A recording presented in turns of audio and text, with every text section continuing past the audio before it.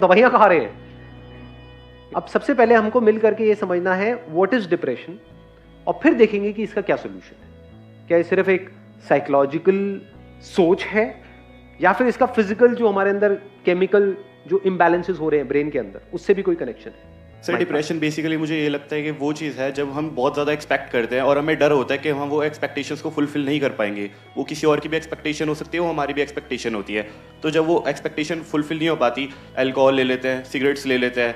और सिर्फ सिगरेट और अल्कोहल ही नहीं, मेडिकेशंस हैं बहुत सारी। Yes sir. मेडिकेशन पे हम चले जाते हैं, फिर मेडिकेशन के अपने साइड इफेक्ट्स हैं। बिल्कुल सर। कोई भी मेडिकेशन होती है उसके अपने साइड इफेक्ट्स होते हैं। हाँ जी सर। पॉइंट ये आ रहा है व्हाट इज डिप्रेशन। पीछे उनको देना मैं। स्टेट ऑफ माइंड पे डिपेंड कर रहा है कि हम नेगेटिव सोच रहे हैं पॉजिटिव, कि जिस तरह से हम सोच रहे हैं, जिस तरह से हमारे फीलिंग्स इमोशंस काम कर रहे हैं, क्या इसके पीछे कोई फिजिकल रीजन भी है? हम क्या करते हैं, हमेशा एक प्रॉब्लम के एक छोटे से फ्रेगमेंट को देखते हैं और उस फ्रेगमेंट पे काम करते रहते हैं।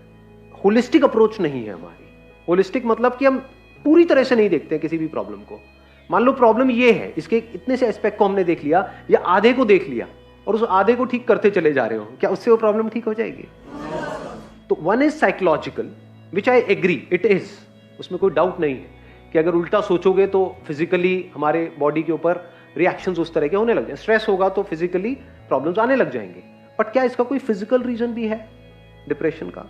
कंसेक्यूटिव फेलियर्स, मतलब that's what I think, due to consecutive failures. एक बार बंदा फेल हुआ, उसके बाद दोबारा होता है, फिर दोबारा होता है, तो then somewhere the person starts to think that it's not just my belief, it's actually true that I am not that able. तो आप अगेन जो आप बोल रहे हो किस लेवल पे है, वो फिजिकल लेवल पे है, साइकोलॉजिकल लेवल पे? ये तो हो गया साइकोलॉजिकल, जिस पे मेरे बहुत सारे सेशंस ऑलरेडी हैं कि फेलियर से कैसे डील करना है, नेवर गिव अप, लाइफ को किस तरीके से देखना है कि एक इवेंट का एंड आपकी लाइफ का एंड नहीं है। क्या इसके पीछे कोई फिजिकल रीजन भी है या नहीं है? फिजिकली कुछ ऐसा हो रहा है हम सबके साथ में जहां पर कोई बहुत बड़ी गड़बड़ है और उस फिजिकल की वजह से psychologically we are not feeling good. कई बार ऐसा नहीं होता कि उल्टा सीधा कुछ नहीं हुआ है आपके साथ में, मतलब सब कुछ ठीक चल रहा है, फिर भी आपको अच्छा नहीं लग रहा, यू आर फीलिंग बैड। ऐसा हुआ है या नहीं हुआ है? मतलब बिना किसी वजह के ही मूड खराब है, ऐसा होता है नहीं होता है? ऐसा क्यों होता है? फॉर एग्जाम्पल बीमार होते हैं तो अच्छा फील नहीं होता, तो क्या वो साइकोलॉजिकल रीजन है या अंदर कोई बैक्टीरिया है, कोई वायरस है, कुछ कोई गड़बड़ हो रही है फिजिकल लेवल पे? ज्यादातर यही बहुत बड़ी प्रॉब्लम होती है। होता क्या है कि if a person is not feeling good, वो 2-3 दिन तक फॉर एग्जाम्पल बेड पर है, उसका कुछ करने का मन नहीं कर रहा है, that person is feeling sad without any, नहीं वो ब्रेकअप नहीं, वो तो फिर साइकोलॉजिकल हो गया। समझ गए? ब्रेकअप की वजह से बहुत सारे लोग खुश भी तो होते हैं।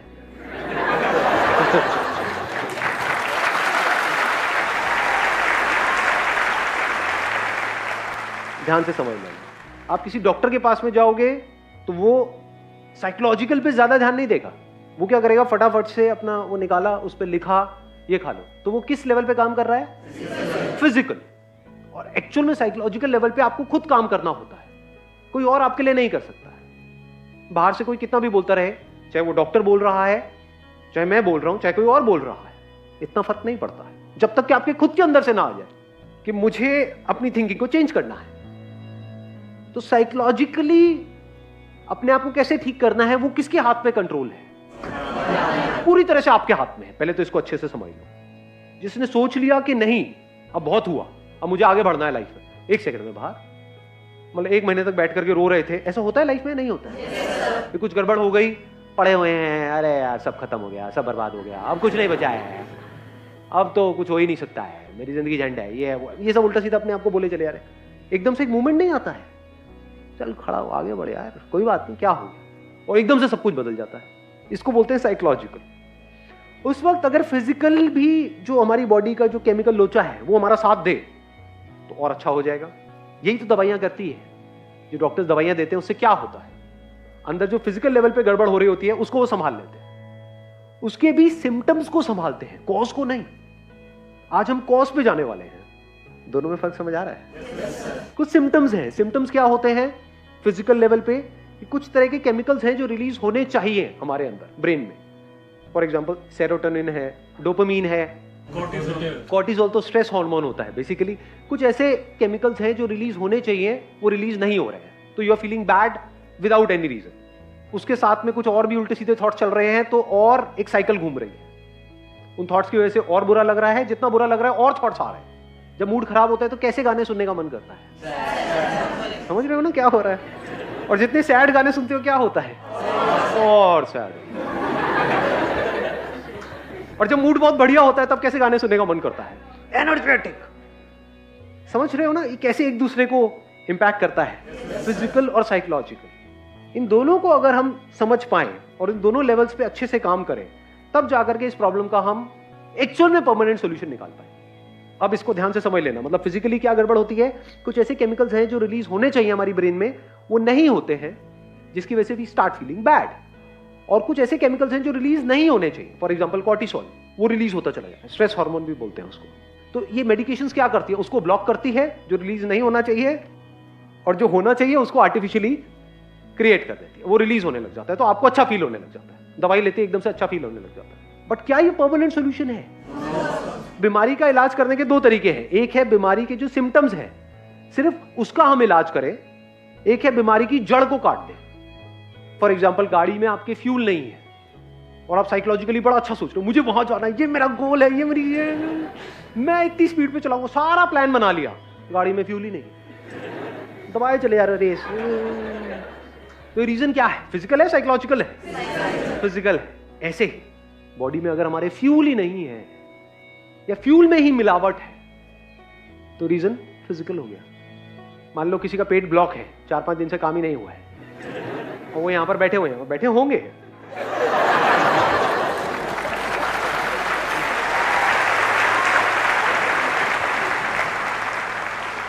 क्या वो ढंग से समझ पाएंगे कि मैं बोल क्या रहा?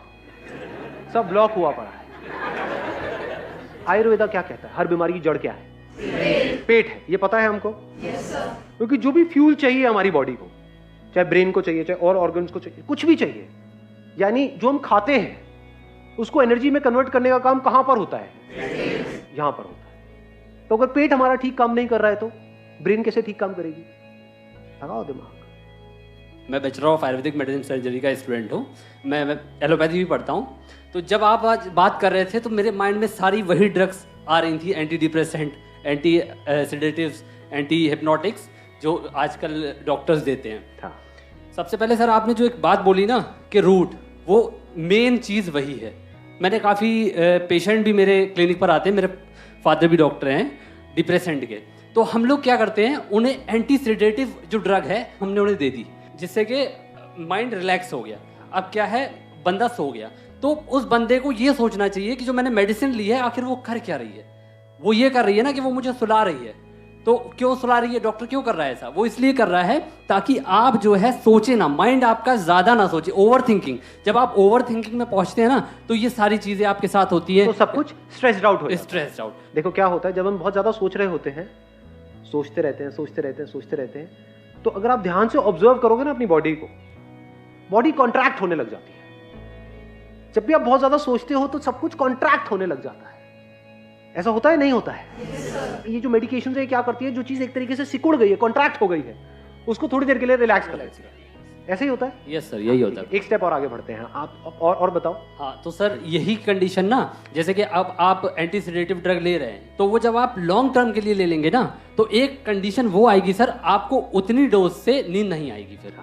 ये इसका साइड इफेक्ट, ये इसका साइड इफेक्ट जो आप सर बात कर रहे हैं, डोज बढ़ानी पड़ेगी। हाँ, डोज बढ़ानी पड़ेगी। तो इससे क्या होगी कंडीशन, आगे के लिए हमारे लिए बहुत प्रॉब्लम हो जाती है उस ड्रग से। और एक प्रॉब्लम और है मेडिकेशंस में, वो भी मैं यहाँ पे क्लियर कर देता हूँ। मेडिकेशन क्या कर सकती है, एक तो जो आपकी बॉडी स्ट्रेस्ड आउट हुई पड़ी है, ब्रेन स्ट्रेस्ड आउट है, आपके ऑर्गन स्ट्रेस्ड आउट है, उसको रिलैक्स कर दिया। दूसरी तरफ से ये क्या कर सकती है, आपको उठा सकती है, कुछ ऐसे केमिकल्स रिलीज कर सकती है जिसकी वजह से आप एक्साइटेड हो जाओगे। ये दोनों ही स्टेजेस अगर नेचुरल ना हो तो खतरनाक है। जैसे कि सर कैफीन होती है, हाँ, जैसे कि हम लोग चाय पीते हैं तो उसमें कैफीन होता है, तो कैफीन हमको हैप्पी हार्मोन्स रिलीज कराता है, हमको बहुत अच्छा लगता है। हम लोग क्यों कहते हैं चाय पीनी है, हमको चाय पीने के बाद अच्छा लगता है, उसमें कैफीन होता है। हाँ सर, यही सब। राइट। हाँ, एक मिनट रुको, अभी हम और बात करेंगे।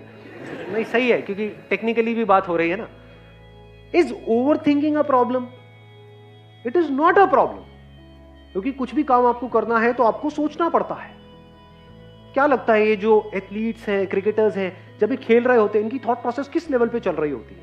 तेजी से सोच रहे होते हैं, बहुत धीरे सोच रहे होते हैं? तो speed of thinking is not a problem. Thinking is not a problem. अगर उस थिंकिंग में कॉन्फ्लिक्ट है तो प्रॉब्लम है. अगर उस थिंकिंग में क्लैरिटी नहीं है तो प्रॉब्लम है. क्लैरिटी है तो जितना मर्जी सोच लो, कोई दिक्कत नहीं है.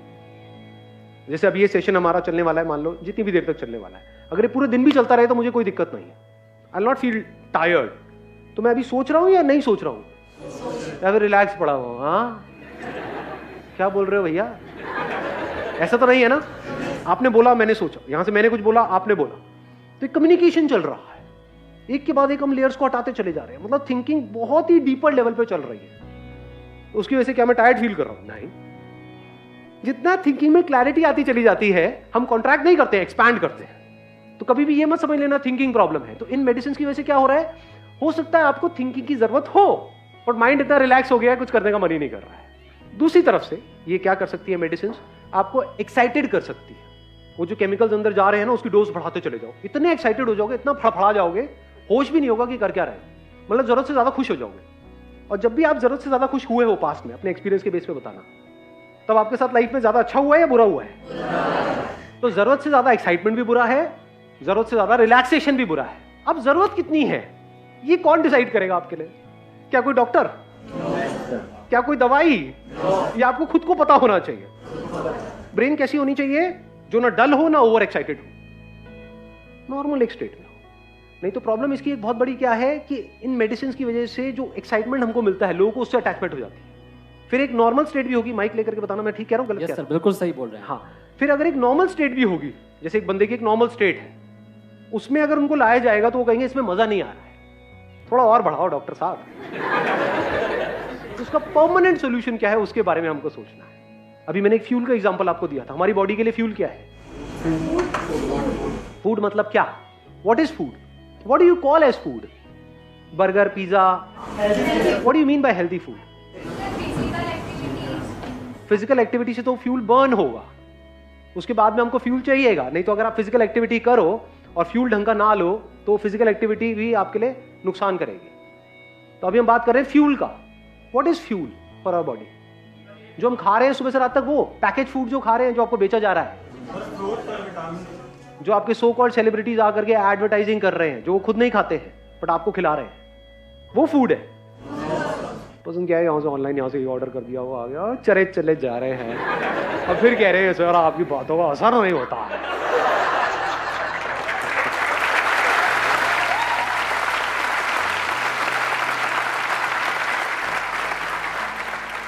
डाइट के बारे में एटलीस्ट बेसिक नॉलेज आप गैदर कर लो.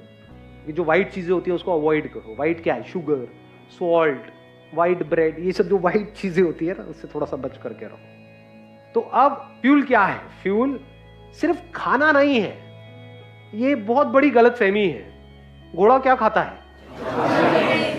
चने. तो अगर हम खिला दे तो खाता है. चने कहां से खाएगा वो?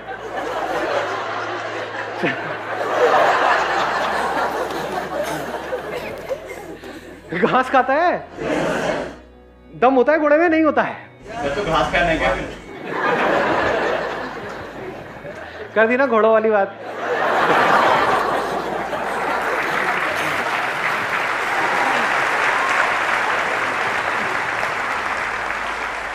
अरे मैं घास खाने के लिए नहीं क्या. घास में क्या होता है इतना नहीं पता है? मतलब कोई साइंस बैकग्राउंड से नहीं है? क्लोरोफिल नहीं होता है? क्लोरोफिल मतलब क्या? कहां से बनता है वो? सनलाइट से. तो इनडायरेक्टली क्या घोड़ा सनलाइट नहीं खा रहा है? सनलाइट में एनर्जी है या नहीं है? Vitamin D. अब देख लो ये क्या गड़बड़ हो रही है. सनलाइट मतलब विटामिन डी. सनलाइट का रोल सिर्फ विटामिन डी तक है? या सनलाइट के जो हजारों लाखों फायदे हैं उसमें से एक है विटामिन डी? तो फ्यूल मतलब सिर्फ खाना नहीं. That is just one aspect of fuel. धरती, जल, अग्नि, वायु, आकाश, ये 5 तरह का फ्यूल है. फ्यूल से क्या होता है? अगर फ्यूल सही जाए हमारी बॉडी में, आपको मेडिसिन की जरूरत नहीं है. If you take the right kind of food for your body, that food is medicine without any side effects. You don't need additional medicine. अगर फूड को आप ठीक कर लो तो. Does it make sense? तो पहला क्या आया? धरती. धरती से रिलेटेड क्या आ गया? फ्रूट्स, वेजिटेबल्स, ये वो. दूसरा क्या है? धरती, जल, पानी. पानी की कमी हो गई तो अपने आप ही बुरा फील होना शुरू हो जाएगा. खाना उल्टा सीधा खाओगे, अपने आप ही बुरा फील होना शुरू हो जाएगा। धरती, जल, अग्नि, मतलब सनलाइट। मैं आपको बेसिक सा एक फंडा बता रहा हूं डिप्रेशन का, इससे डायरेक्ट कनेक्शन है, इनडायरेक्ट नहीं है। आपको एक डार्क कमरे में ले जाकर के बंद कर दिया जाए 7 दिन के लिए, अंधेरे कमरे में, तो एक नॉर्मल बंदा भी डिप्रेशन में चला जाए। और अगर आपको खुले में छोड़ दिया जाए, घोड़े की तरह, घोड़ों के साथ में, घोड़े भी भाग रहे हैं, आप भी भाग रहे हैं, और कुछ लोग अगर घास खाना चाहे तो खा सकते हैं, तो क्या होगा एक हफ्ते बाद? बताने की जरूरत ही नहीं, ऑब्वियस है। इसके बाद कौन सा आया? वायु, मतलब हवा। हवा कैसी है हमारे आसपास में? यहाँ पे दिल्ली में बढ़िया है, पॉल्यूटेड। लास्ट क्या है? आकाश। आकाश मतलब स्पेस। आपको एक छोटे से कमरे में बंद कर दिया जाए, वहां अच्छा लगता है या खुले में अच्छा लगता है? किसी पहाड़ के टॉप पे अच्छा लगता है? तो आप कहोगे कि आप पहाड़ पे चले जाए? नहीं जी, घर पे जहां भी रहते हो, किसी अपार्टमेंट में रहते हो, उसकी छत पे तो जा सकते हो। वहां पे छत पे जा करके अच्छा लगता है। तो क्या स्पेस फ्यूल है या नहीं है? इस पे हमारा कितना ध्यान है? या ध्यान है सिर्फ और सिर्फ थॉट्स पे? नंबर 1 थॉट्स कि मुझे ये करना है, वो करना है, वो करना है, मेरे साथ ये हो गया, वो हो गया। दूसरा, अब मैं इसको ठीक कैसे करूं, ठीक कैसे करूं, ठीक कैसे करूं। I am not too sure आप में से कितनों को एक्चुअल में पता भी होगा कि हेल्थ की जो पीक स्टेट होती है वो कैसी होती है, जब बॉडी, माइंड, इंटेलेक्ट और जो हमारी बाकी की सारी एनर्जीज हैं वो परफेक्टली काम कर रही होती है। नेचुरोपैथी के कुछ सेंटर्स हैं वर्ल्ड वाइड, इंडिया में बहुत सारे हैं और बहुत ही रीजनेबल रेट पर है।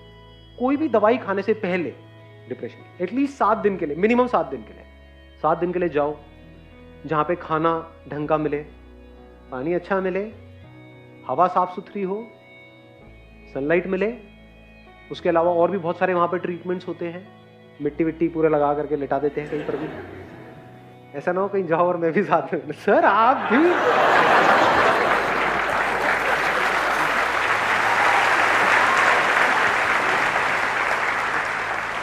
पूरी इतनी लाइफ आपकी आगे पड़ी हुई है, उसके लिए क्या है 10 दिन निकालना बनता है नहीं बनता है? गाड़ी की भी हम सर्विस कराते हैं ना। अपनी कितनी बार आपने एक्चुअल में सर्विस करी है अपनी बॉडी की? करते ही नहीं, इसकी तो कहीं बात ही नहीं होती है। बात क्या होती है? टॉप करो, ये करो, वो करो। इट्स ऑल अबाउट करो करो करो करो करो। तो करके भी इन खचरों का कुछ होता नहीं है और रोने लग जाते हैं तो सर ये तो कर लिया लेकिन, सर लेकिन, सर लेकिन, लेकिन।